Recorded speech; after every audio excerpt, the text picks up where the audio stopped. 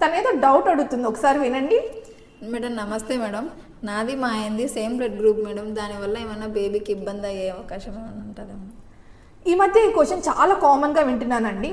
Wife and హస్బెండ్ది same blood group అయితే బేబీకి ఏమన్నా ప్రాబ్లం వచ్చే అవకాశం ఉందా అని.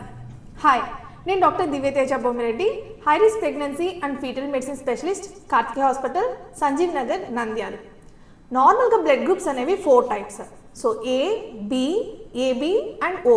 సో ఈ 4 రకాల్లో కూడా ఒక్కొక్క దాంట్లో మళ్ళీ పాజిటివ్, నెగిటివ్ అని 2 టైప్స్ ఉంటాయి.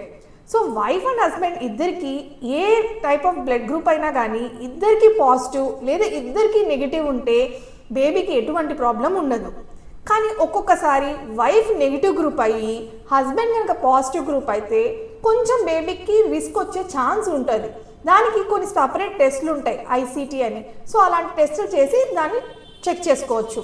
సో నీ విషయంలో అయితే ఎటువంటి టెన్షన్ తీసుకోవాల్సిన అవసరం లేదు. Thank you madam.